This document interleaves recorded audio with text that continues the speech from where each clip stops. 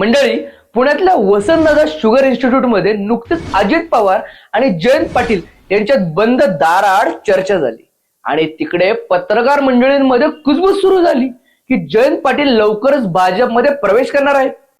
अलीकडेच एका सार्वजनिक कार्यक्रमात जयंतरावांनी माननीय मुख्यमंत्री देवेंद्र फडणवीसांची घेतलेली मुलाखत चांगलीच गाजली. त्याच वेळी संपूर्ण महाराष्ट्राने बघितले होते हे दोघे एकत्र आले तर किती छान कामं करतील. बहुधा हीच गोष्ट जयंतरावांनी मनावर घेतलेली दिसते. जयंत पाटील यांनी महाराष्ट्राचे अर्थमंत्री म्हणून तब्बल 9 वेळा अर्थसंकल्प मांडला आहे. सध्या ते महाराष्ट्र राज्याचे शरद पवार राष्ट्रवादी काँग्रेसचे प्रदेशाध्यक्ष आहेत. मंडळी, उद्या समजा जयंतराव भाजपमध्ये दाखल झाले तर यात महाराष्ट्राचेच हित असणार आहे, कारण सध्या विरोधी पक्षातल्या अनेकांना वाटते आपणही भाजपमध्ये सामील व्हावे. अशातच जर जयंतराव आणि माननीय देवेंद्र फडणवीस यांनी एकत्र येऊन काम केले तर सहकार क्षेत्रात नक्कीच क्रांतिकारी बदल घडतील. आणि तसेही जयंतरावांना नेहमी सत्ताधारी बाकांवर बसायची सवय आहे म्हणे.